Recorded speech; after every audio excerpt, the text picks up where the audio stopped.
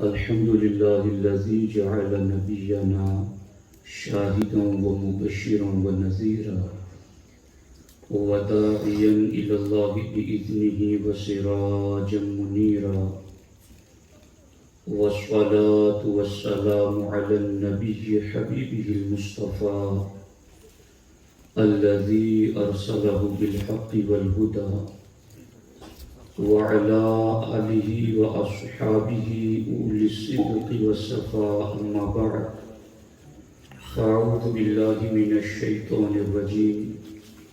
بسم الله الرحمن الرحيم. ألا إن أولياء الله لا خوف عليهم ولا هم يحزنون الذين آمنوا وكانوا يتقون. صدق الله العلي العظيم وصدق رسوله النبي الأمين المختار الكريم الرؤوف الرحيم.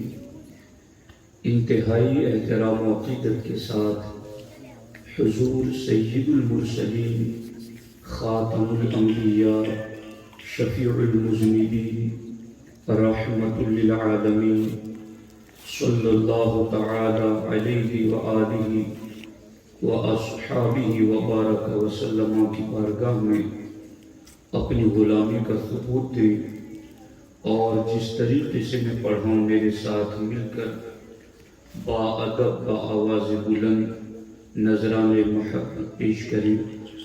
الصلاۃ والسلام علیک یا رسول اللہ، الصلاۃ والسلام علیک یا حبیب اللہ، الصلاۃ والسلام علیک یا نبی اللہ، وعلى آلك وأصحابك يا نور الله، صلى الله تعالى عليك وسلم. خدا کے فضل سے ہم پر ہے سایہ غوث اعظم کا، خدا کے فضل سے ہم پر ہے سایہ غوث اعظم کا، ہمیں دونوں جہاں میں ہے سہارا غوث اعظم کا. اس شعر میں بہت معنویت ہے اگر توجہ کی جائے کہ اہل سنت و جماعت عقائد اور عمل کسی بھی حیثیت سے مایوس نہیں ہے، کیونکہ ہم پر سایہ غوث اعظم کا ہے. ہماری پشت پر غوث الاعظم دستگیر جیسا ولیوں کا شہنشاہ موجود ہے. خدا کے فضل سے ہم پر ہے سایہ غوث اعظم کا، ہمیں دونوں جہاں میں ہے سہارا غوث اعظم کا. مریدی لا تخف کہہ کر تسلی دی غلاموں کو، قیامت تک رہے بے خوف بندہ غوث اعظم کا. فرشتے روکتے کیوں ہو مجھے جنت میں جانے سے، فرشتے روکتے کیوں ہو مجھے جنت میں جانے سے، یہ دیکھو ہاتھ میں دامن ہے کس کا غوث اعظم کا، یہ دیکھو ہاتھ میں دامن ہے کس کا غوث اعظم کا. دوستان محترم، حضرت سیدنا غوث الاعظم دستگیر رضی اللہ تعالی عنہ ولیوں کے شہنشاہ ہیں، غوثوں کے غوث اور کتبوں کے کتب ہیں. آپ کی شان ولایت کے حوالے سے چند باتیں آج کے اس اجتماع میں عرض کرنا چاہتا ہوں. امید کرتا ہوں کہ ایک ایک لفظ آپ دل کے کانوں سے بھی سماعت کریں گے. دوستان محترم، حضرت سیدنا قاضی ثناء اللہ پانی پتی علیہ الرحمہ اپنی کتاب السیف المسلول میں لکھتے ہیں، اور قاضی ثناء اللہ پانی پتی علیہ الرحمہ نے اپنی کتاب میں یہ جو بات لکھی ہے، یہ حضرت سیدنا مجدد الفسانی شیخ احمد سرہندی رضی اللہ تعالی عنہ کے مکتوبات سے یہ بات انہوں نے لکھی ہے۔ وہ لکھتے ہیں کہ کارخانہ ولایت کے جتنے بھی فیوز و برکات ہیں، یا کارخانہ ولایت کے جتنے بھی منصب اور مرتبے ہیں، یعنی ولایت اور ولی سے تعلق رکھنے والے جتنے بھی مرتبے، جتنے بھی منصب، جتنا بھی فیض و برکت جو کچھ ہیں، جب اللہ رب العزت ولایت کے متعلق مرتبوں، منصبوں اور فیض و برکت کو زمین پر نازل کرنا چاہتا ہے، تو زمین پر جو اس وقت قطب الارشاد ہوتا ہے، اللہ ولایت کے مرتبے پہلے اس کے پاس پہنچاتا ہے، اور پھر وہ قطب الارشاد پوری روئے زمین کا جائزہ لیتا ہے، کہاں کون ابدال ہیں، کہاں کون اقطاب ہیں، کہاں نجبا ہے، کہاں نقبا ہیں، کہاں کون ولی کتنے مرتبے پر پہنچا ہے، کہاں کس ولی کی زیادہ ضرورت ہے۔ وہ قطب الارشاد جب ان کے اوپر اللہ کی بارگاہ سے ولایت کے مرتبے اور منصب اترتے ہیں، تو وہ پوری روئے زمین پر ولیوں کے سسٹم کا جائزہ لیتے ہیں، اور پھر اترے ہوئے ان منصبوں کے لائق حسب حیثیت جن کو دیکھتے ہیں، پھر وہ مرتبے، وہ قطب الارشاد ان میں تقسیم کر دیتے ہیں۔ اتنی بات عرض کرنے کے بعد لکھتے ہیں قاضی ثناء اللہ پانی پتی علیہ الرحمہ کہ حضرت آدم علیہ السلام کو جب سے اللہ نے زمین پر بھیجا ہے، تب سے لے کر آخری نبی حضور سید المرسلین صلی اللہ علیہ وسلم کی امت میں بھی ولایت کے منصب کو بانٹنے کا مقام اور مرتبہ اللہ نے مولا علی کو عطا فرمایا ہے۔ یہ کام مولا علی کی ولادت سے پہلے بھی مولا علی کی روح کر رہی تھی کہ اگلی امت کے ولیوں کو بھی کس کو ولایت دینی ہے، کن کو ولایت کے کس درجے پر پہنچانا ہے، کون کس درجے پر پہنچا ہے تو اس کو کون سا علاقہ اور جگہ سونپنی ہے۔ قاضی ثناء اللہ پانی پتی علیہ الرحمہ مجدد الفسانی کے فرمان کی روشنی میں لکھتے ہیں کہ حضرت آدم علیہ السلام کے زمانے سے لے کر کے حضور خاتم الانبیاء صلی اللہ علیہ وسلم کے دور تک یہ سارا کام اور سسٹم ولایت کا جو اللہ کی بارگاہ سے اترتا تھا، وہ مولا علی کی روح پر اترتا تھا، اور پھر آگے مولا علی کی روح اگلی امتوں میں بھی ولایت بانٹتی تھی اور تقسیم کرتی تھی۔ یہاں میں اس بات کی بھی وضاحت کر دوں، چونکہ جس جگہ سے ہم گزر رہے ہیں وہاں چونکہ بڑے بڑے آ کر کے گرتے ہیں اور پھسل جاتے ہیں، تو جہاں ہمیں پتا ہے ہم اس کی تحقیق کر کے دیگر کتابوں کو بھی دیکھتے ہیں۔ حضور صدر الشریعہ بدر الطریقہ علامہ امجد علی اعظمی علیہ الرحمہ رضی اللہ تعالیٰ عنہ نے یہاں ایک بات لکھی، اور جو کمال کی بات ہے، چونکہ یہاں اگر اس کو اتنی بات عرض کر کے میں چلا جاؤں آگے تو پھر لوگ کہیں گے کہ جب ولایت کے مرتبے ہی مولا علی کی بارگاہ سے بٹتے ہیں تو پھر مولا علی ساری امت میں سب سے افضل ہونے چاہیے، ابو بکر و عمر عثمان سے بھی افضل ہونی چاہیے، تو پھر اگر کوئی مولا علی کو افضل مانتا ہے ابو بکر و عمر عثمان سے، تو وہ سنیت سے کیوں نکل جاتا ہے؟ یہ سوال بنتا ہے. اب اس سوال کا جواب بھی ساتھ میں سنتے چلو. حضرت صدر الشریعہ علی رحمہ بہار شریعت میں لکھتے ہیں کہ جملہ اولیاء محمدیین میں معرفت اور قرب الہی میں سب سے بلند مرتبہ خلفائے اربعہ کا ہے، یعنی ابو بکر و عمر عثمان و علی رضی اللہ تعالی عنہم کا. اور آگے فرماتے ہیں کہ ان میں جو خلافت کی ترتیب ہے وہی افضلیت کی ترتیب ہے، یعنی اس پوری امت میں معرفت اور قرب الہی میں سب سے بلند ترین مقام اور مرتبہ سیدنا ابو بکر صدیق کا ہے، ان کے بعد عمر فاروق اعظم کا ہے، ان کے بعد عثمان ذو النورین کا ہے، ان کے بعد حضرت مولا علی رضی اللہ تعالی عنہم کا ہے. اور اس کے بعد جو بات لکھی نا وہ میری دلیل ہے.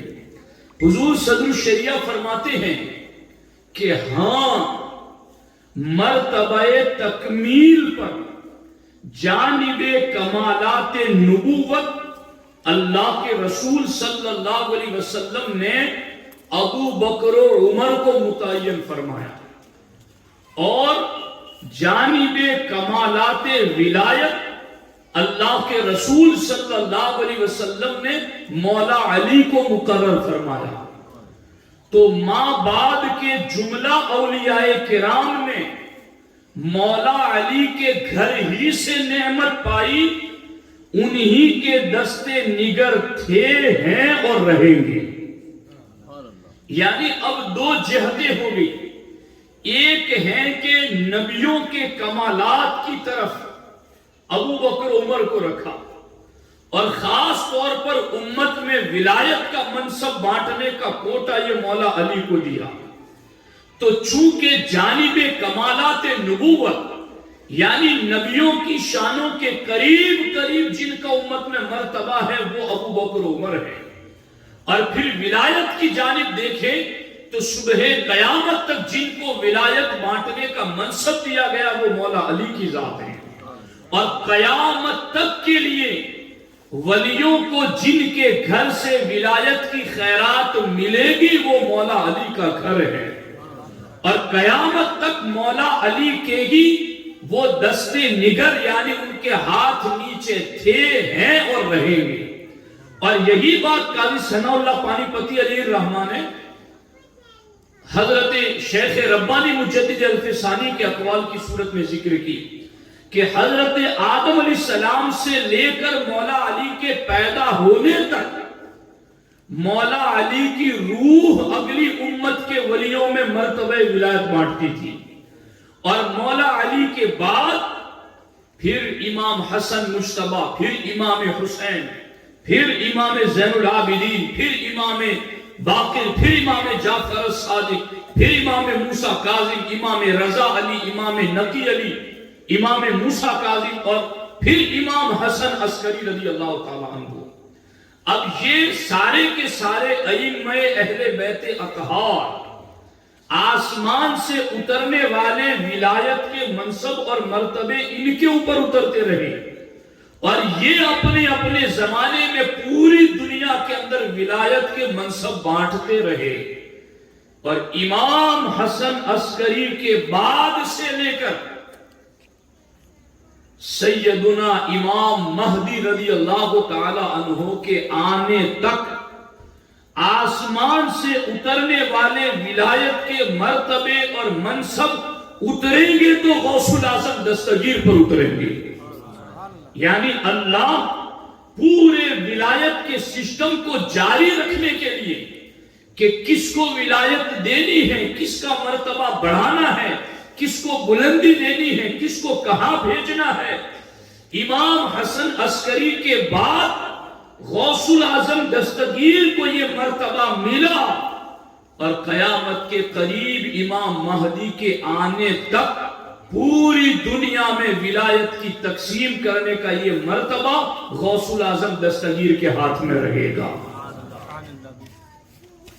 اعلیٰ حضرت اسی لیے تو فرماتے ہیں اولیاء قبل تھے بعد ہوئے یا ہوں گے سب ادب دل میں رکھتے ہیں میرے آقا تیرا. یہ ہے غوث الاعظم دستگیر رضی اللہ تعالیٰ عنہ.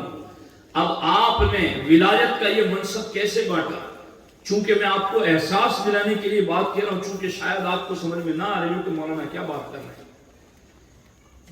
ایک بندہ ایک گاؤں کا سرپنچ ہوتا ہے تو وہ ڈپارٹمنٹ اپنے ممبران کو سونپتا ہے کہ تم نے یہ کام کرنا ہے، تم نے یہ کام کرنا ہے. کوئی تعلقہ لیول پر تو کوئی ضلع لیول پر تو وہ اپنے مابعد والوں کو کام اور ذمہ داریاں سونپتا ہے، تو کوئی ملک لیول پر.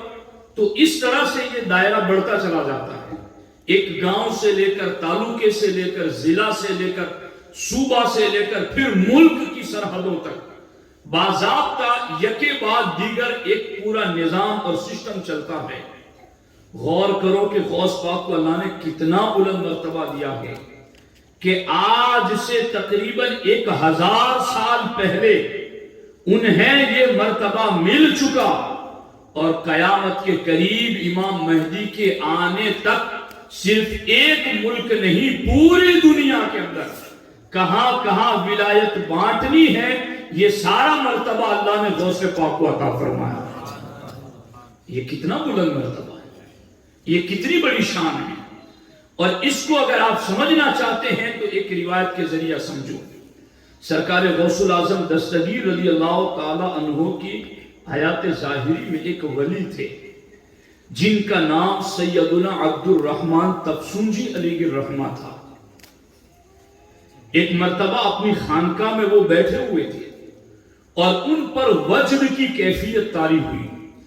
وجد کی کیفیت میں سیدنا عبد الرحمن تفسنجی علیہ الرحمہ نے کہا انا بین الاولیاء کالکرکی بین الطیور. اس کا ترجمہ یہ ہے کہ شیخ عبد الرحمن علیہ الرحمہ نے کہا کہ میں ولیوں کے درمیان ایسا بلند ہوں جیسا پرندوں میں سارس پرندہ بلند ہوتا ہے. تو وہ جس طرح پرندوں میں بلند ہوتا ہے ولیوں میں بس میں یوں ہی بلند ہوں. جب انہوں نے خانقاہ میں یہ بات کی تو جو موجودین تھے ان میں ایک غوث پاک کے مرید بھی بیٹھے ہوئے تھے. وہ جیسے کہ یہ جملہ سنتے ہیں تو وہ فوراً اٹھ کے کھڑے ہو جاتے ہیں اور کھڑے ہو کر کے انہوں نے اپنا کمبل جو اوڑا ہوا تھا وہ اتار کر پھینک دیا اور کہا کہ اگر آپ کے پاس روحانیت اور آپ کے پاس ولایت کے درجات کی بلندی اگر اتنی زیادہ ہے تو آؤ مجھ سے مقابلہ کرو. وہ جو کھڑے ہوئے تھے ان کا نام سید علی رحمت اللہ تعالی علیہ تھا. کھڑے ہو کر انہوں نے کہا کہ اگر واقعی میں تم جو کہتے ہو کہ ولیوں میں میرا مرتبہ اتنا بلند ہے جیسے سارس پرندہ پرندوں میں بلند ہوتا ہے تو آؤ مجھ سے مقابلہ کرو. عبد الرحمن تفسنجی کے مرید کھڑے ہو گئے سید علی رحمت اللہ تعالی علیہ کو پکڑنے کے لیے، مگر جیسے ہی وہ کھڑے ہوئے تو سیدنا عبد الرحمن علی الرحمن نے فرمایا ان کو ہاتھ بھی نہ لگانا، میں دیکھ رہا ہوں کہ ان کے روئیں روئیں سے انوار پھوٹ لگے گئے ہیں، ان کے جسم سے نور نکل رہا ہے، ان کے جسم سے انوار و تجلیات کا ظہور ہو رہا ہے، ان کو ہاتھ نہ لگانا. عبد الرحمن علیہ الرحمن نے پوچھا بتاؤ تم کس کے مرید ہو؟ کہا میں شیخ عبد القادر جیلانی کا مرید ہوں. کہا یہ کون ہے؟ انہیں ولایت کب ملی ہے؟ یہ کب سے اللہ کی ولی بننے کے منصب پر پہنچے ہیں؟ اور یہ کون ہے؟ سید علی علیہ الرحمن نے کہا یہ کون ہے اس کا اندازہ اس سے لگاؤ کہ میں ان کا مرید ہوں. یہ وہ ہے کہ جنہوں نے مرید کو اتنے کمالات دے دیے ہیں. جب یہ بات سنی تو سیدنا عبد الرحمن نے کہا چلو ٹھیک ہے آپ کمبل تو اوڑھ لو جو تم نے پھینک دیا ہے. کہ فقیر نے ایک مرتبہ پھینک دیا اب اس کو دوسری مرتبہ نہیں پہنے گا. وہاں سے دہ بہشت ان کا گاؤں 10 میل کی دوری پر تھا، تقریباً 15 سے 20 کلومیٹر دوری پر سید علی علیہ الرحمٰن نے وہیں سے اپنی بیوی فاطمہ کو نام لے کر پکارا اور کہا مجھے چادر دو۔ ادھر انہوں نے ہاتھ بڑھایا، ادھر انہوں نے آواز سن بھی لی اور چادر ہاتھ میں رکھ بھی دی۔ یہ ہے غوث پاک کے غلام، یہ ہے غوث پاک کے مرید۔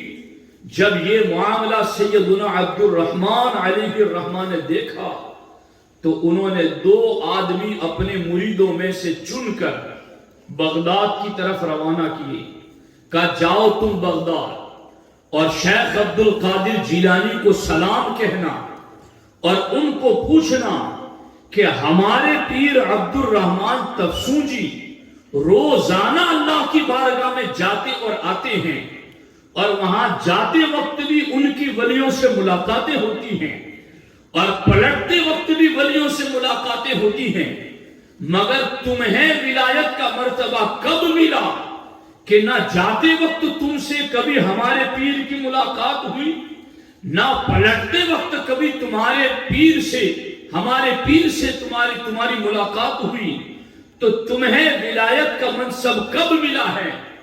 ادھر شیخ عبد الرحمن تفسونجی نے اپنے 2 مریدوں کو روانہ کیا، ادھر غوث پاک کو بھی پتا چل گیا کہ کوئی میری خیر و خیریت پوچھنے آ رہا ہے، تو آپ نے بھی اپنے 2 مریدوں کو اٹھایا اور کہا تم اس سمت کی طرف جاؤ، فلاں مقام پر تمہیں 2 بندوں کی ملاقات ہوگی، ان کو لے کر کے واپس عبد الرحمن تفسونجی کے پاس چلے جانا، اور میں یہ جو تمہیں جواب دے رہا ہوں وہ سارے جواب جا کر کے عبد الرحمن تفسونجی کو بتا دینا۔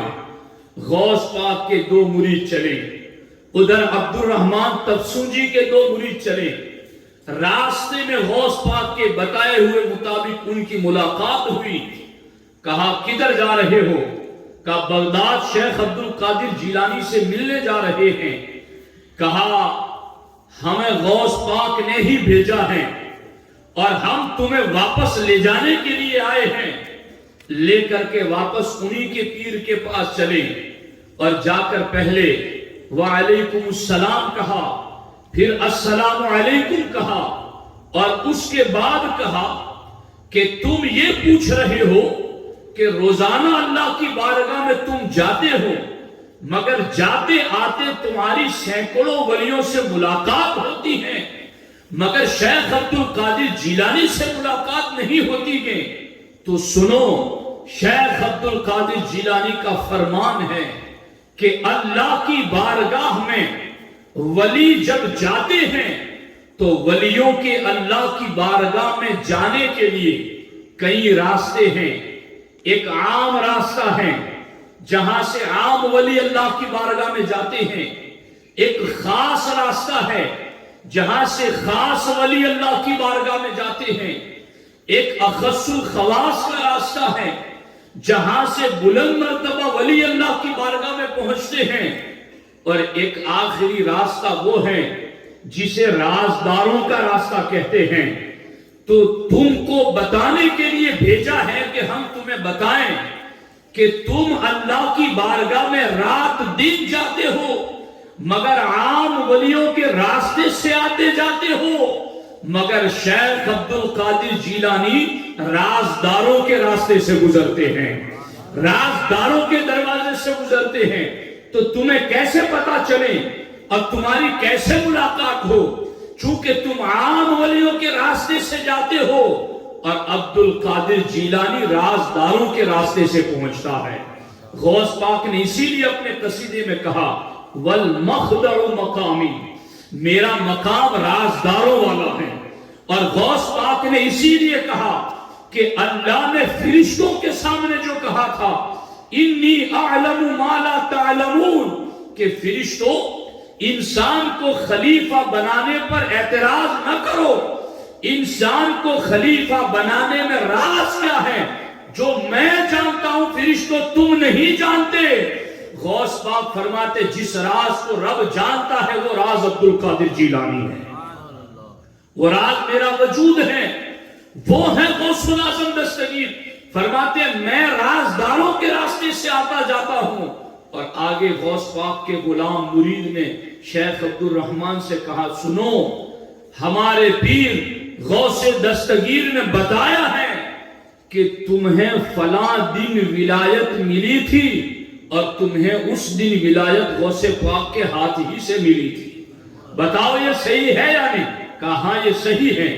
کہا فلاں دن تمہارا ولایت کا مرتبہ بلند ہوا تھا تو وہ غوث پاک ہی نے بلند کیا تھا، اور اس کی علامت یہ تھی کہ تمہیں سورہ اخلاص کا نقش دیا گیا تھا، سورہ اخلاص کا نقش دے کر کے تمہارے ولایت کے مرتبے کو بلند کیا تھا، بتاؤ یہ صحیح ہے یا نہیں؟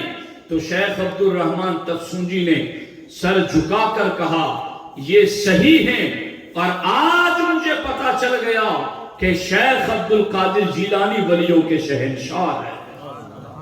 آپ اندازہ لگائیں، یوں غوث پاک ولایت کو بانٹتے ہیں، یوں غوث پاک مرتبوں کو بانٹتے ہیں، یوں غوث پاک منصب اور عہدوں کو تقسیم کرتے ہیں ولایت کی۔ اور ایک چیز اگر آپ کی سمجھ میں آئی ہو تو میں تھوڑا اشارہ کر دوں کہ یہ روحانیت کا پورا نظام اور یہ روحانیت کو چلانے کا پورا سسٹم جو اللہ نے رکھا ہے، وہ چونکہ امام حسن عسکری کے بعد سے امام مہدی کے آنے تک چونکہ غوث الاعظم دستگیر کے ہاتھ میں ہے، تو اب جس کے ہاتھ میں آسمان سے مرتبے ولایت کے اترتے ہوں اور پھر وہ پوری دنیا میں تقسیم بھی کرتے ہوں، تو ماننا پڑے گا کہ غوث الاعظم دستگیر کی ذات وہ ہے کہ جن کی نگاہیں ادھر لوہے محفوظ میں بھی لگی ہوئی ہیں اور ادھر غوث الاعظم دستگیر کی نگاہیں پوری زمین پر بھی بچھی ہوئی ہیں، کہ آپ ادھر سے ولایت کے منصب لیتے بھی ہیں اور پوری زمین پر جہاں ضرورت ہے وہاں بانٹتے بھی ہیں۔ غوث پاک نے اسی لیے تو کہا نظرت الى بلاد اللہ جمعا کخردلۃ علی حکم اتصالی، کہ میں اللہ کے سارے شہروں کو یوں دیکھتا ہوں جیسے تم اپنے ہاتھ کی ہتھیلی میں رائی کا دانہ دیکھتے ہو۔ تو چونکہ یہ سارے جہان کو اس لیے دیکھ رہے ہیں کہ یہ پورے نظام کی ذمہ داری انہیں دی گئی ہے، کہاں کس ولی کو منصب دینا ہے، کہاں کس کا مرتبہ بلند کرنا ہے، کہاں کس کا تقرر اور نفاذ کرنا ہے، وہ سارا ان کے ذمہ ہے۔ تو یہ ذمہ بتا رہا ہے کہ ساری کائنات کو غوث اعظم بیک وقت دیکھ رہے ہیں۔ اور غوث پاک فرماتے اعلی حکم اتصالی، یہ جو میں دیکھ رہا ہوں اس کا مطلب یہ نہیں ہے کہ صبح کو دیکھتا ہوں شام کو دیکھ نہیں پاتا، شام کو دیکھتا ہوں صبح کو دیکھ نہیں پاتا۔ غوث پاک فرماتے اعلی حکم اتصالی، میں مسلسل پوری دنیا کو دیکھتا ہوں، میں لگاتار پوری دنیا کو دیکھتا ہوں۔ اور غلاموں خوش قسمتی جانو اپنی، جب وہ مسلسل دیکھتے ہیں تو وہ ہمیں بھی دیکھتے ہیں، وہ آج کا یہ مجمع بھی دیکھتے ہیں، اور جس کے دل میں خلوص جتنا زیادہ ہوگا وہ اتنا ہی زیادہ ان کے فیض سے مالا مال ہوگا۔ اب دیکھو یہاں پر یوں غوث پاک ولایت کے منصب بانٹتے ہیں، اور میں یہاں سے ایک درجہ اور آگے بات سنا، غوث پاک کے بھی اساتذہ میں سیدنا شیخ حماد قطب بغداد رضی اللہ تعالیٰ عنہ، وہ بڑے اللہ کے ولی گزرے، اللہ اکبر۔ شیخ حماد جب وہ بزرگ ہو چکے تھے اور انہیں پورا بغداد قطب مانتا تھا، اور اس وقت غوث الاعظم دستگیر کا جوانی کا عالم تھا، شیخ حماد کی درسگاہ میں شیخ عبد القادر جیلانی کی بات نکل پڑی، تو شیخ حماد نے کہا میں عبد القادر جیلانی کے سر پر قدرت کی جانب سے لگے ہوئے دو ایسے جھنڈے ہر وقت دیکھتا ہوں جن کی بلندی زمین سے لے کر آسمانوں تک پہنچی ہوئی ہے، عالم ملکوت تک ان کے جھنڈے لہرا رہے ہیں، اور زمین تو کیا ہے، آسمانی دنیا میں بھی ان کے نام کی دھومیں مچی ہوئی ہیں۔ یہ تو اس وقت کی بات ہے جب غوث پاک کا جوانی کا عالم تھا۔ ایک مرتبہ سیدنا نجیب الدین عبد القاہر سہروردی علیہ الرحمہ، یہ کون ہے؟ یہ شیخ شہاب الدین سہروردی علیہ الرحمہ کے چچا ہے۔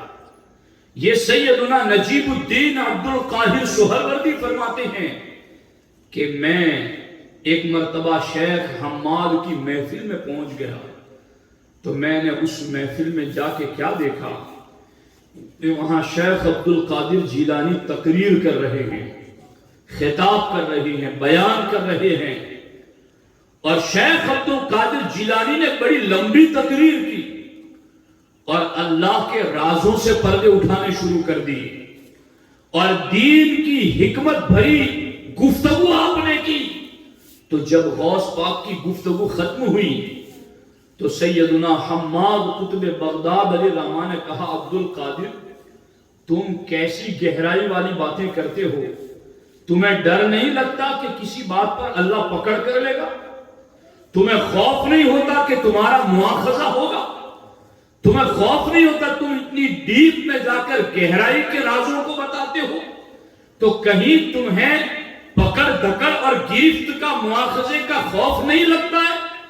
تو شیخ عبد القادر جیلانی نے اس وقت حضرت سیدنا حماد کے سینے پر اپنی ہتھیلی رکھ دی۔ اپنی ہتھیلی رکھ کر کے غوث پاک نے شیخ حماد کو کہا، میں نے اپنی ہتھیلی تمہارے سینے پر رکھ دی ہے، اب ذرا دل کے نور سے دیکھو کہ میری ہتھیلی پہ کیا لکھا ہوا ہے۔ جب غوث پاک رضی اللہ تعالیٰ عنہ نے شیخ حماد کے سینے پر اپنی ہتھیلی رکھی تو شیخ حماد پکار اٹھے کہ میں نے عبد القادر جیلانی کی ہتھیلی پر یہ لکھا ہوا پڑھ لیا ہے کہ عبد القادر جیلانی نے 70 مرتبہ اللہ سے یہ وعدہ لیا ہے کہ وہ جو بھی راز کی بات بولیں گے اللہ کسی بات پر ان کی گرفت نہیں فرمائے گا، اللہ کسی بات پر ان کی پکڑ نہیں کرے گا۔ جب شیخ حماد نے یہ دیکھا اور کہا تو پکار گئے، ذالک فضل اللہ یؤتیہ من یشاء، یہ اللہ کا فضل ہے، اللہ جسے چاہے اسے عطا فرمائے۔ تو غوث پاک کی شان دیکھو کہ اللہ نے آپ سے اور آپ نے اللہ سے اس بات پر عہد لیا ہے کہ اللہ تعالیٰ کسی بات پر میرا مواخذہ نہیں فرمائے گا۔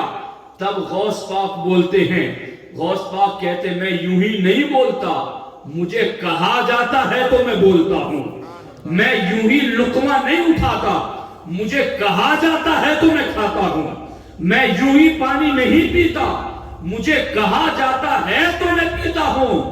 غوث پاک فرماتے ہیں میرا تو معاملہ یہ ہے کہ کئی دنوں تک بھوکا پیاسا رہا اور رب کی مرضی پر چھوڑ دیا، میرے رب تو کہے گا تو کھاؤں گا، تو کہے گا تو پیوں گا، تو کہے گا تو میں گاؤں میں قوم میں قبیلے میں آؤں گا۔ تو غوث پاک کی شان یہ ہے، اور یہی شیخ حماد ہیں۔ انہی سے متعلق ایک اور روایت قلائد الجواہر فی مناقب الشیخ عبد القادر میں یہ روایت بھی لکھی ہوئی ہے، بڑی دلچسپ روایت ہے۔ اللہ اکبر، سرکار غوث پاک رضی اللہ تعالی عنہ ایک دن شونیزیہ قبرستان میں زیارت کے لیے تشریف لے گئے۔ بغداد کے قریب یہ قبرستان تھا شونیزیہ، آپ اس قبرستان میں تشریف لے گئے، ایصال ثواب کیا۔ اس کے بعد آپ نے دیکھا کہ یہی شیخ حماد کا مزار اسی قبرستان میں ہے۔ تو حضرت شیخ عبد القادر جیلانی رضی اللہ تعالی عنہ اپنے کئی مریدوں کے ساتھ شیخ حماد کے مزار پر پہنچے، اور اب شیخ حماد کے مزار پر آپ دعا میں مصروف ہوئے تو اتنا لمبا وقت لگا کہ سخت دھوپ پڑنے لگی، اور دھوپ کی وجہ سے لوگوں کو تکلیف ہونے لگی۔ اتنی دیر تک غوث پاک شیخ حماد کے مزار پر کھڑے ہو کر دعا کرتے رہے، اور جب لمبی دیر تک دعا کرنے کے بعد آپ نے ہاتھ چہرے پر پھیرے تو آپ مسکراتے ہوئے پلٹنے لگے۔ جب آپ مسکراتے ہوئے پلٹنے لگے تو آپ کے مریدوں نے کہا حضور یہ دو باتیں ہمیں سمجھ میں نہیں آئی۔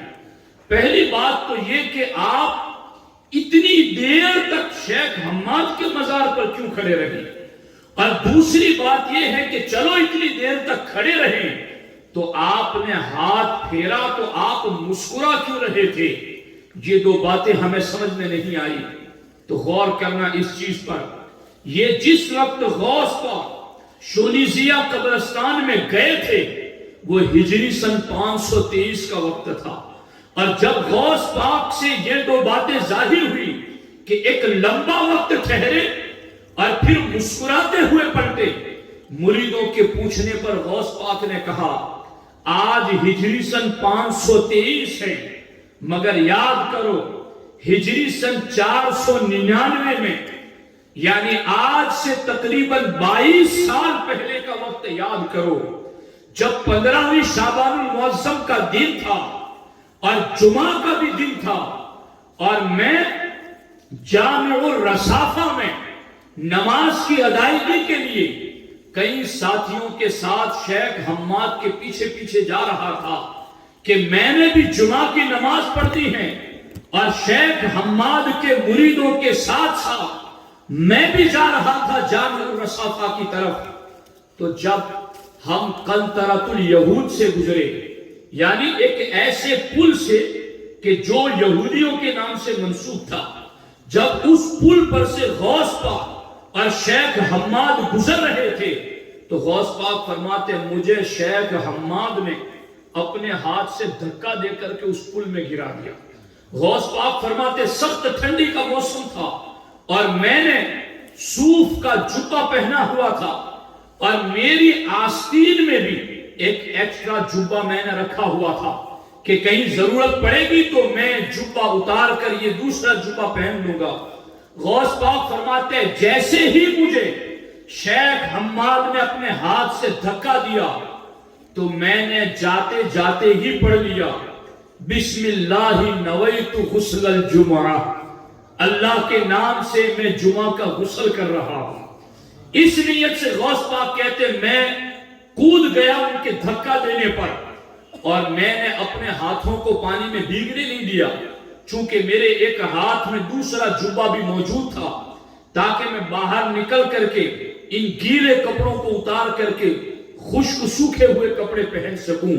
غوث پاک فرماتے جب انہوں نے مجھے دھکا دیا تھا اور میں اس پل سے پانی میں گر گیا، میں باہر نکلا تو شیخ حماد کے دوسرے مریدوں نے بھی چاہا کہ مجھے پھر دھکا دے کر کے گرا دیں، تو شیخ حماد نے کہا میں نے عبد القادر جیلانی کو کسی توہین کی وجہ سے نہیں دھکا دیا تھا، بلکہ میں نے ان کو آزمانے کے لیے گرایا تھا، مگر اے میرے مریدو سمجھ جاؤ یہ ولایت کا مضبوط پہاڑ ہے، اس کے ارادے مضبوط ہیں، اسے کوئی ٹس سے مس نہیں کر سکتا۔ غوث پاک فرماتے ہیں آج میں ان کی قبر پر اتنی دیر کیوں کھڑا رہا، آج میں پلٹتے وقت مسکرا کیوں رہا ہوں؟ یاد کرو 499 ہجری کے اندر انہوں نے مجھے اپنے داہنے ہاتھ سے دھکا دیا تھا۔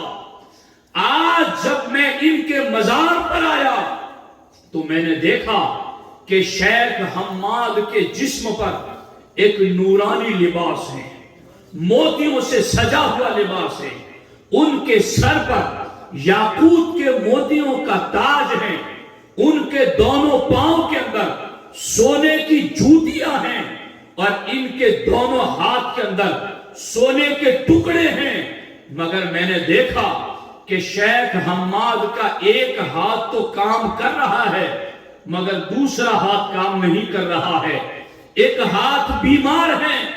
تو میں نے شیخ حماد سے کہا کہ یہ تمہارا ہاتھ اٹھ کیوں نہیں رہا ہے، اس ہاتھ میں اتنی تکلیف کیوں ہے؟ تو شیخ حماد نے کہا یاد کرو میں نے تمہیں قنطرۃ الیہود سے گزرتے ہوئے اسی ہاتھ سے دھکا دیا تھا، اس لیے میرا یہ ہاتھ کمزور اور شل ہو چکا ہے، لیکن آج میں تم سے اس کی معافی طلب کرتا ہوں، کیا تم مجھے معاف کر سکتے ہو؟ تو غوث پاک نے کہا میں ضرور تمہیں معاف کر دوں گا۔ تو شیخ حماد دباس نے کہا اگر معاف کر رہے ہو تو اللہ کی بارگاہ میں دعا کر دو تاکہ میری یہ جسم کے ہاتھ کی کمزوری دور ہو جائے۔ غوث پاک کہتے ہیں شیخ حماد جن کے ہاتھ کے اندر یہ بیماری تھی، میں نے جب دعا کرنا شروع کیا تو 5000 ولیوں نے آمین کہنا شروع کر دیا۔ 5000 ولیوں کی روحانیت اس وقت میری دعا پر متوجہ ہو گئی اور سب نے مل کر کے میری دعا پر آمین کہنا شروع کر دیا۔ غوث پاک کہتے تم یہ پوچھ رہے ہو کہ میں نے اتنی دیر شیخ حماد کے مزار پر کیوں لگائی؟ میں دعا مسلسل کرتا رہا اور جب تک ان کا ہاتھ ٹھیک نہیں ہوا میں دعا کرتا رہا، اس وجہ سے مجھے اتنی دیر لگ گئی۔ غوث پاک کے غلاموں، اگر وہ ولیوں کے لیے دعا کرتے ہیں تو کیا ہم فقیروں کے لیے دعا نہیں کریں گے؟ اگر وہ قبر کے اوپر رہ کر کے اندر دیکھ رہے تھے کہ اندر کیا ہو رہا ہے، تو آج مزار میں رہ کر کے بھی دیکھ رہے ہیں کہ اوپر کیا ہو رہا ہے۔ اللہ نے ان کو اسی شان اور مرتبے پر رکھا ہے۔ غوث پاک فرماتے تم یہ پوچھتے ہو کہ میں اتنی لمبی دیر کیوں رہا ہوں؟ میں اس لیے اتنی لمبی دیر تک دعا کرتا رہا، اور جب ان کا ہاتھ ٹھیک ہو گیا تو میں خوش ہو گیا۔ اور میں خوش کیا ہوا؟ ان کا ہاتھ ٹھیک ہوا تو انہوں نے اسی ہاتھ سے مجھ سے مصافحہ بھی فرمایا، اسی ہاتھ سے مجھ سے مصافحہ فرمایا۔ غوث پاک فرماتے میں خوش ہو گیا کہ میری دعا قبول ہوئی اور یوں ان کی یہ تکلیف میں نے دور کر دی۔ اب غوث پاک کا جب یہ واقعہ ہوا، بغداد میں تشریف لائے، اور بغداد میں آ کر کے غوث پاک کا جب یہ واقعہ مشہور ہوا تو شیخ حماد کے بھی تو کئی مریدین تھے، ان کا بھی تو ایک حلقہ اثر تھا، ان کے بھی تو کچھ اصحاب اور احباب تھے۔ ان کو یہ بات بڑی تعجب خیز لگی کہ نہیں یہ کیسے ہو سکتا ہے، آپ کو اس کی حقیقت ہمیں بتانی پڑے گی، آپ کو اس کی کیا صورت تھی کہ کس طرح آپ نے ان کا ہاتھ ٹھیک کیا، وہ آپ کو ہمیں بتانا پڑے گا، ورنہ شیخ عبد القادر جیلانی ہم آپ کی بات پر یقین کیسے کر لیں۔ جب لوگوں میں شیخ حماد کے مریدوں میں یہ چرچا ہوئی تو ان کے سارے مریدین جمع ہو کر، اور وہ بھی بڑے پہنچے ہوئے ولی تھے، وہ بھی بڑے صوفیہ صالحین تھے، وہ سارے غوث پاک کی بارگاہ میں آئے اور آ کر کے یہی مسئلہ پوچھنے کہ آپ ہمیں دکھائیں کہ ہمارے پیر کا ہاتھ کیسے وہ کمزور تھا اور آپ نے ٹھیک کر دیا، آپ ہمیں دکھائیں اور بتائیں۔ تو جب غوث پاک کی محفل میں آئے نا پوچھنے کے لیے، تو کسی میں مجال نہیں تھی کہ بول سکے، کسی میں سکت نہیں تھی کہ زبان ہلا سکے۔ غوث پاک کو اللہ نے وہ شانی عطا کی تھی۔ ایک مرتبہ بغداد کے 100 علماء غوث پاک کا شعرا سنا تو کہا چلو ہم بھی ان سے سوالات کریں گے، دیکھیں گے کیا جواب دیتے ہیں۔ وہ 100 کے 100 آ کر غوث پاک کی محفل میں بیٹھے سوال کرنے کے لیے۔ سرکار غوث پاک نے اپنا سر نیچے جھکایا، ایک نور نکلا غوث پاک کے سینے سے جو سارے کے سینوں سے گزرتا ہوا نکل گیا۔ اب جب ساروں کے سینوں سے وہ نور گزرا تو جس کے پاس جتنا علم تھا سب بھول گئے، اب کسی کے پاس علم نام کی کوئی چیز ہی نہیں رہ گئی۔ اب وہ تڑپنے لگے کہ ہم سوال کیا کریں، یہ تو ہمارا اپنا تھا وہ بھی چلا گیا۔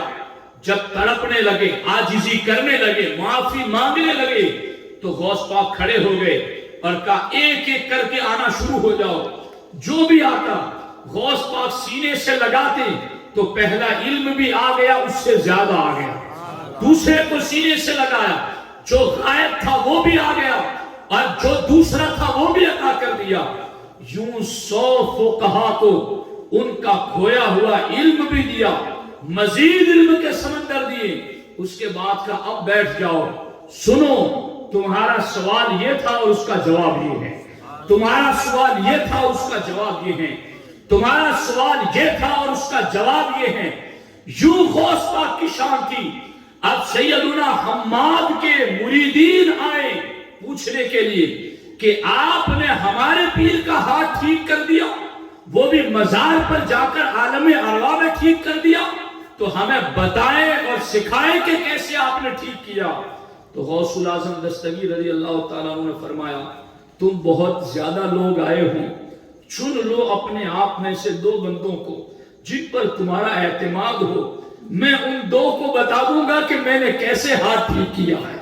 جب یہ بات ہوئی تو ان میں بھی جو صاحب کرامت ولی تھے، ان میں بھی جن کی روحانیت کا مرتبہ بلند تھا، 2 کو چنا گیا، سیدنا یوسف حمدانی رضی اللہ تعالیٰ عنہ کو اور سیدنا عبد الرحمن الکروی رضی اللہ تعالیٰ عنہ کو۔ ان دونوں کو چنا گیا اور دونوں کو چن کر کے آگے پیش کیا گیا تو سارے لوگوں نے مل کر کے کہا کہ شیخ عبد القادر جیلانی، ہم تمہیں آئندہ جمعہ تک کی مہلت دیتے ہیں کہ اتنے پورے لمبے وقت میں تم ان دونوں بندوں کو بتا دینا کہ تم نے مزار میں لیٹے ہوئے شیخ حماد قطب بغداد کا ہاتھ کیسے ٹھیک کیا ہے۔ غوث پاک نے کہا، اتنی لمبی دیر میں نہیں لگاتا ہوں، ابھی مجلس برخاست ہونے سے پہلے ہی انہیں دکھا دیتا ہوں کہ میں نے کیا مزار پہ جا کے کیا اور ان کا ہاتھ کیسے ٹھیک کیا۔ ابھی وہ سیدنا یوسف حمدانی اور سیدنا ابو محمد عبد الرحمن الکروی وہ دونوں باہر ہی نکلے ہوئے تھے کہ اتنے میں غوث پاک نے اپنا سر نیچے جھکایا۔ سر نیچے کیا جھکایا؟ سیدنا یوسف حمدانی رضی اللہ تعالیٰ عنہ کو سر سے امامہ اتار کر ننگے قدم دوڑتے ہوئے ایسے آئے جیسے کوئی دشمن پیچھے دوڑ رہا ہے، اور بھاگتے ہوئے غوث پاک کے قدموں میں بیٹھ گئے۔ کہا، ابھی ابھی اللہ تبارک و تعالیٰ نے عالم غیب کے پردے ہٹا دیے میری نگاہ کے سامنے سے، اور شیخ حماد نے مجھے آ کر کے بتایا کہ غوث الاعظم دستگیر جو فرما رہے ہیں وہ سچ فرما رہے ہیں، جاؤ جا کر کے ان کی بات کی تصدیق کرو۔ ابھی وہ بات یوسف حمدانی علیہ الرحمہ کہہ ہی رہے تھے کہ اتنے میں ابو محمد عبد الرحمن الکروی بھی بھاگتے ہوئے آئے۔ انہوں نے بھی کہا کہ جو یوسف حمدانی نے دیکھا میں نے بھی وہی دیکھا ہے، اور میں بھی شیخ حماد کے حکم پر یہ بتانے آیا ہوں کہ غوث الاعظم دستگیر نے ان کے مزار پر پہنچ کر کے ان کی مدد فرمائی ہے۔ تو سارے لوگوں نے اپنی بات سے رجوع کیا اور غوث الاعظم کے مریدین اور متوسلین میں شامل ہو گئے۔ تو آپ اندازہ لگائیں کہ اللہ رب العزت نے پیران پیر کو کتنی بڑی شان عطا فرمائی اور کتنا بلند مرتبہ عطا فرمایا کہ شیخ حماد کوئی معمولی درجے کے ولی نہیں تھے۔ پورے بغداد میں غوث پاک سے پہلے جن کی ولایت کا ڈنکا بج رہا تھا وہ شیخ حماد کا بج رہا تھا۔ وہ اتنے پائے کے اور چوٹی کے ولی تھے، مگر اللہ اکبر، صرف ہاتھ کا دھکا دیا تو کیسی گرفت ہو گئی، اور پھر غوث پاک نے کیسے نواز دیا۔ ایک مرتبہ یہاں میں ایک یہ بات ریلیٹڈ ہے موضوع سے تو بتا دوں، غوث پاک ایک مرتبہ سبق پڑھا رہے تھے طلبہ کو، اور چھت سے کچھ مٹی نیچے گری، تو آپ نے پڑھانا جاری رکھا۔ تھوڑی دیر بعد پھر مٹی گری، تھوڑی دیر بعد پھر مٹی گری، تو ایک چوہا تھا جو اوپر کچھ کر رہا تھا جس کی وجہ سے وہ مٹی گرا رہا تھا۔ غوث پاک نے نگاہ جلال سے دیکھا تو وہ چوہا فوراً گر کے مر گیا۔ غوث پاک رونے لگے۔ مریدوں نے کہا، حضور آپ کیوں رو رہے ہیں؟ شاگردوں نے کہا، حضور آپ کیوں رو رہے ہیں؟ کہا، میں اس لیے رو رہا ہوں کہ اس چوہے نے مجھے اتنی تکلیف دی، تو دیکھا اللہ نے اس کے ساتھ کیا معاملہ فرمایا؟ کاش قیامت تک کوئی انسان میں مجھے یوں تکلیف نہ پہنچائے، ورنہ اللہ کی یوں گرفت ہوگی اس کے ساتھ، اور وہ یوں مارا جائے گا میری طرف غلط بات منسوب کرنے کی وجہ سے یا میری توہین کرنے کی وجہ سے۔ جب ایک چوہا اتنی تکلیف پہنچائے تو وہ یوں گر کر کے جان دے دے، اگر آج کوئی غوث پاک کے بارے میں کوئی غلط بات کہیں تو اسے سوچنا چاہیے کہ یہ دربار غوثیت ہے، پوری روحانیت کے نظام کی شہنشاہی اللہ نے انہیں عطا دی ہے۔ تو جب اتنا بڑا مرتبہ دیا ہے تو پھر ان کے بارے میں رب کی غیرت بھی بہت زیادہ ہے۔ اب غوث پاک کی ایک شان سنا کر کے غوث پاک کے مریدوں کو بشارت میں سنا کر گفتگو اختتام کی طرف لاتا ہوں۔ بڑی لذیذ روایت ہے، اتنی پیاری اور میٹھی روایت ہے، جسے سنیں گے آپ کا ایمان تازہ ہو جائے گا۔ اللہ اکبر، اللہ اکبر، اللہ اکبر۔ سیدنا سہل بن عبداللہ تستری رضی اللہ تعالی عنہ اس روایت کے راوی ہیں۔ فرماتے کئی دنوں تک سرکار غوث پاک اہل بغداد کی نظروں سے غائب ہو گئے، لوگوں کو مل ہی نہیں رہے تھے کہ غوث پاک کدھر چلے گئے۔ تو کسی نے بتایا کہ دریائے دجلہ کی طرف ہم نے شیخ عبد القادر جیلانی رضی اللہ تعالی عنہ کو دیکھا ہے۔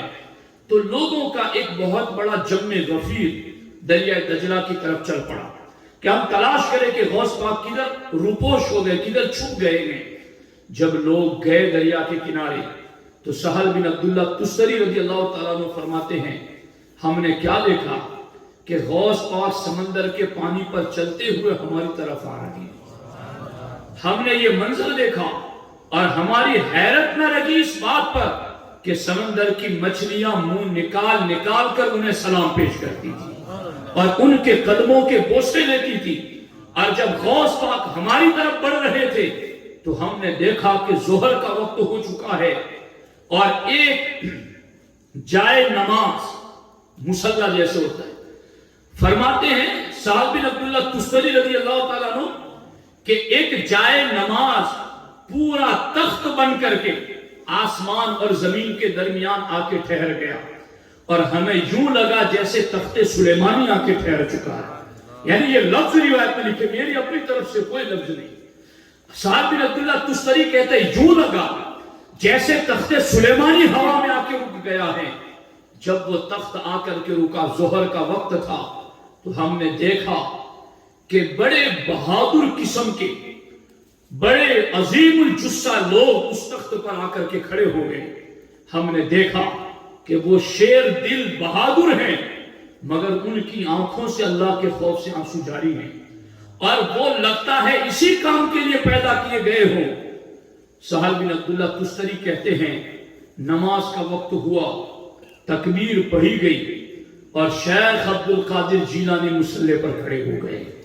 آپ نماز کے لیے آگے بڑھے اور غوث پاک نے جیسے ہی اللہ اکبر کہا تو عرش اٹھانے والے فرشتوں نے بھی اللہ اکبر کہنا شروع کر دیا۔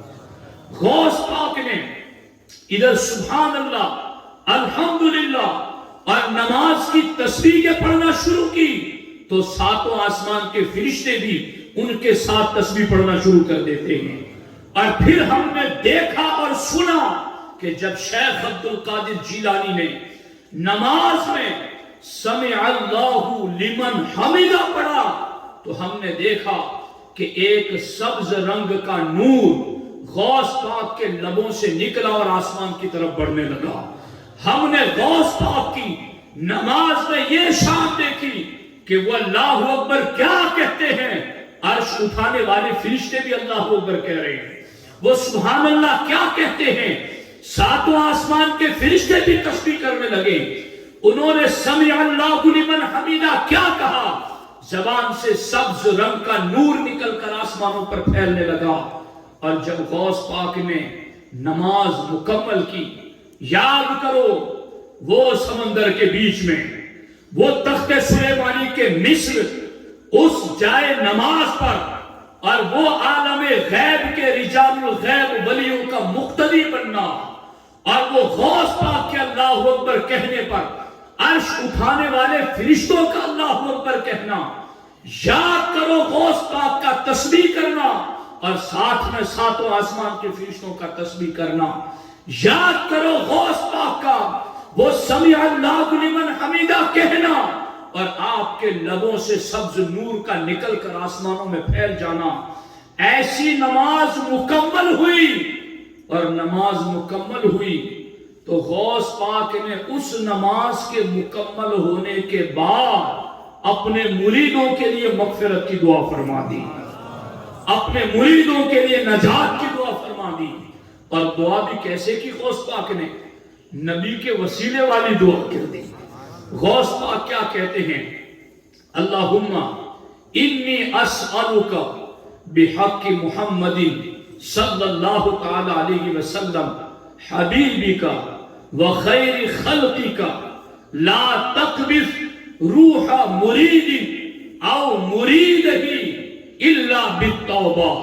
اے اللہ، یہ جو پوری روحانیت کا نظام تو نے میرے ہاتھوں میں دے دیا ہے کہ غیب کے ولی بھی میرے مقتدی بن گئے، میرے لیے تخت سلیمانی کے مثل جائے نماز آ گیا، مجھے ان ولیوں کا امام بنا دیا گیا اور مجھے اتنی بڑی شان دی گئی۔ میرے اللہ، میں ان کو نماز پڑھا کر سلام پھیر کر تیری بارگاہ میں یہ دعا کرتا ہوں، اسألک بحق محمد صلی اللہ علیہ وسلم، اے اللہ میں تجھے تیرے محبوب مصطفیٰ کریم صلی اللہ علیہ وسلم جو کہ تیری مخلوق میں سب سے افضل ترین ہیں، ان کے وسیلے سے تیری بارگاہ میں بس یہ سوال کرتا ہوں، لا تقبض روح مرید او مریدہ الا بالتوبہ۔ میرے اللہ، جب میرا مرید مرنے لگے یا میرے مریدوں کا مرید مرنے لگے تو میرے اللہ تو اسے توبہ کی توفیق عطا کر دے، تو اس کی مغفرت کر دے، تو اس کو نجات کا پروانہ عطا کر دے۔ غوث پاک نے یہ دعا فرمائی اور سیدنا سہل بن عبداللہ تستری علیہ رحمہ فرماتے ہیں غوث پاک نے یہ دعا کیا کی؟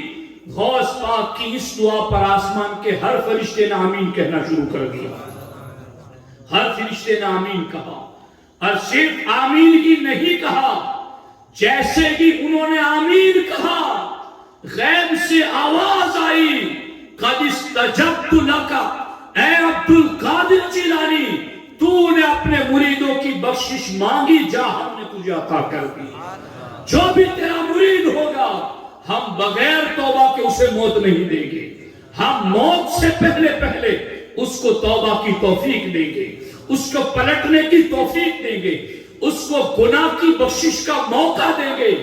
تو غور کرو مریدو کہ غوث پاک اپنے غلاموں پر کتنے مہربان ہیں کہ کیسی عظیم نماز ادا کی، اور اس نماز کے بعد بھی آپ نے اپنے مریدوں کو یاد رکھا۔ اس لیے ساتھیوں خوش قسمت غوث پاک سے کسی نے پوچھا تھا کہ حضور کیا جو آپ کے ہاتھ میں ہاتھ دے رہا ہے وہی آپ کا مرید ہے؟ غوث پاک نے کہا نہیں، قیامت تک جو بھی مومن اور مومنہ اپنی ذات کو میری طرف منسوب کر دے وہ بھی میرے مرید ہیں، وہ بھی میرے سلسلے میں ہیں۔ اور غوث پاک فرماتے ہیں میں نے ایک مرتبہ داروغ جہنم حضرت مالک سے پوچھا، اے داروغ جہنم حضرت مالک مجھے بتاؤ کیا جہنم میں میرا کوئی قادری مرید آیا ہے؟ تو داروغ جہنم نے کہا ابھی تک آیا تو نہیں، مگر رب کا وعدہ ہے کہ آئندہ آئے گا بھی نہیں، جو تمہارا ہوگا رب نے تمہاری وجہ سے اسے بخش دیا ہے اور اس کو توبہ کی توفیق دی ہے۔ تو دوستان محترم، غوث پاک کا مرید بڑا کامل ہوتا ہے۔ میں اس پر کل مسجد میں روایتیں پیش کروں گا، اور اصل میرا ٹاپک بہت اہم ہے جو کل کا ہے، اور اس پر میں بہت اہم اور ضروری باتیں عرض کروں گا، لیکن آج بھی اس کا ایک حصہ آپ سرسری سن لیں۔ غوث پاک کے غلاموں کے بارے میں ایک بہت بڑے اللہ کے ولی گزرے ہیں، وہ کہتے ہیں جب مجھے کسی بھی شیخ کا مرید مجھ سے اجازت اور خلافت مانگتا ہے تو میں دے دیتا ہوں، مگر غوث پاک کے مرید کو خلافت دینے کی مجھ میں ہمت نہیں ہے، کیونکہ غوث پاک کا مرید بحر معرفت میں خود غوطہ زن ہوتا ہے، وہ خود روحانیت کے مرتبوں پر پہنچا ہوا ہوتا ہے۔ اس لیے مجھ میں ہمت نہیں ہے کہ میں غوث پاک کے مرید کو خلافت دے دوں۔ آپ غور کریں کہ وہ عبد الرحمن تبسودی کے سامنے سیدنا علی کھڑے ہوئے تھے اور روئے سے نور پھوٹ رہا تھا، وہ غوث پاک کا مرید ہی تو تھا۔ ایک مرید ہم اور آپ بھی ہیں لیکن ہمیں سوچنا ہے کہ ہمیں کیسا مرید بن کے رہنا ہے۔ یاد رکھنا، صرف ظاہر سے کام نہیں بنے گا، صرف ظاہر کو سدھار لینے سے کام نہیں بنتا ہے۔ غوث پاک نے لکھا ہے کہ اصل میں صلاح القلب یعنی دل کی اصلاح کرنے کی ضرورت ہے۔ غوث پاک کہتے ہیں دل کی حالت جسم میں ایسے ہی کہ جیسے پنجڑے میں پرندے کی حالت ہوتی ہے، جیسے ڈبیا میں موتی کی حالت ہوتی ہے، جیسے خاص خزانے کے اندر مال کی حالت ہوتی ہے، کہ جس مکان کی کوٹھڑی میں خزانہ رکھا ہوا ہے تو وہ اصل کوٹھڑی اصل نہیں، وہ خزانہ اصل ہے۔ جس ڈبیا میں قیمتی موتی رکھا ہے تو ڈبیا اصل نہیں، اس میں قیمتی موتی اصل ہے۔ پنجڑے میں جو پرندہ ہے تو پنجڑا اصل نہیں ہے، اصل وہ پرندہ ہے۔ غوث پاک فرماتے یوں ہی تمہارے جسم کے اندر اصل موجود تمہارا دل ہے۔ تم صرف ظاہر کی طرف توجہ مت دو، تم اپنے دل کی طرف بھی توجہ دو کہ تمہارا دل باطنی بیماریوں سے بچا ہوا ہے یا نہیں۔ تمہارے دل میں ایک دوسرے کا حسد ہے، تمہارے دل میں ایک دوسرے کا بغض ہے، تمہارے دل میں ایک دوسرے کی نفرتیں ہیں، تمہارے دل میں ایک دوسرے کے لیے جلن ہے، تمہارے دل کے اندر عداوتیں اور کینہ کپٹ ہے۔ تو غوث پاک پتا ہے کیا کہتے؟ کیسی بات کی ہے، میری زبان کبھی کبھی لڑکھڑا جاتی ان باتوں کو کہتے ہوئے۔ غوث پاک کہتے یہ تو ایسا ہی ہے جیسے تم نے ٹوائلٹ کو اوپر سے صاف کر رکھا ہے اور اندر نجاستیں ڈال رکھی ہے۔ یہ لفظ نہ ہو تو میں ذمہ دار ہوں۔ الفتح الربانی میں غوث پاک نے یہ مثال دی ہے کہ جنہوں نے صرف ظاہر کو سنوار کر کے رکھا ہے اور باطن میں ان کے خوف خدا نہیں ہے، باطن میں ان کے نبی کی حیا نہیں ہے، باطن میں ان کے للہیت اور اخلاص نہیں ہے، باطن ان کا گناہ کی گندگیوں سے پاک نہیں ہے، صرف ظاہر ہی ظاہر سنوارتے رہے، تو غوث پاک فرماتے یہ تو ایسا ہی ہے کہ تم نے استنجا خانے کو خوب اوپر سے صاف کر رکھا ہے مگر اندر تو ساری نجاستیں ہیں موجود، گندگی ہے ساری موجود، بس تم نے ہی اپنے ظاہر کو سنوار رکھا ہے اور باطن میں گناہوں کی غلاظتیں ڈال رکھی گئی۔ غوث پاک فرماتے میرے مریدو تم ظاہر بھی سنوارو اور تم باطن بھی سنوارو۔ اور غوث پاک فرماتے ہیں تمہارا باطن سنورے گا کیسے؟ غوث پاک فرماتے تمہارا باطن سنورے گا تو سب سے پہلے تمہارا ایمان اور عقیدہ درست ہوگا تو تمہارا باطن سنورے گا۔ اب توحید ہی رہو۔ غوث پاک فرماتے ہیں اللہ و رسول کو جو تم نے مانا ہے ویسا مانو جیسا ماننے کا حق ہے، تب تمہارا باطن پاک ہوگا۔ والاعمال بالاخلاص، اور اخلاص کے ساتھ نیک عمل کرو گے تو تمہارا باطن پاک ہوگا۔ والتوکل علی اللہ تعالی، اور اللہ کی ذات پر قابل بھروسہ کرو گے تو تمہارا باطن پاک ہوگا۔ اب غوث پاک کے غلاموں، جو غوث پاک مریدوں کے لیے اتنی دعائیں کر رہے ہیں، اس غوث اعظم دستگیر رضی اللہ تعالیٰ عنہ نے مریدوں کو کچھ نصاب بھی تو دیا ہے، کچھ پڑھنے کا ان کو نظام بھی تو دیا ہے کہ میں نے تمہارے لیے کیا ہے جو مجھے کرنا تھا، مگر اب تم بھی وہ کرو جو میں نے تمہیں حکم دیا ہے۔ اس لیے ظاہر کے ساتھ ساتھ ہمیں اپنے باطن کی طرف بھی توجہ دینی ہے اور باطن کی اصلاح کی طرف بھی دھیان دینا ہے۔ کوئی بھی نیکی کرے، کوئی واہ واہ کرے نہ کرے، کسی کو اچھا لگے نہ لگے، بس اپنے دل پر دھیان رکھو کہ میرا دل مخلص ہے اور میں اس لیے کر رہا ہوں کہ مجھے اللہ کی بارگاہ سے انعام حاصل کرنا ہے، مجھے کسی انسان سے اس کا انعام نہیں لینا ہے۔ جب دل کے اندر اخلاص ہوگا تو پھر غوث پاک فرماتے ہیں تیرا ظاہر تو ٹھیک ہی ہے، تیرا باطن بھی ٹھیک ہو جائے گا۔ وَتَوَكُّلِ عَلَى اللَّهِ، اللہ کی ذات پر بھروسہ کرو، کام کرو اور بھروسہ اللہ کی ذات پر رکھو۔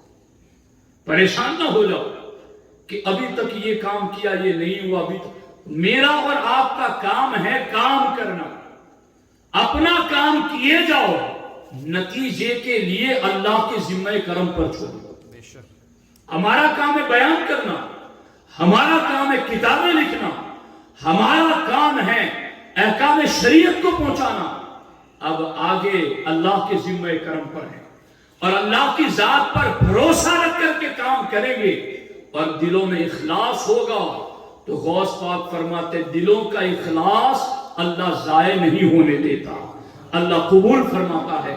اس لیے ساتھیوں، ہم غوث پاک کے غلام ہیں، مرید ہیں، تو اب مریدی میں سچے طریقے پر شامل ہو جائیں اور ان کے احکامات پر عمل کریں۔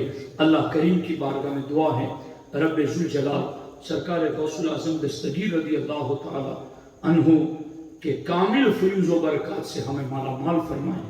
انشاءاللہ الرحمن 20 تاریخ کو جمبو سر کی سرزمین پر جشن غوث الورا منایا جائے گا، جس میں امیر سنی دعوت اسلامی وقار اہل سنت مولانا شاکر علی نوری رضوی صاحب قبلہ تشریف لائیں گے، دیگر علماء سادات بھی موجود رہیں گے، میں بھی وہاں کچھ گفتگو عرض کروں گا۔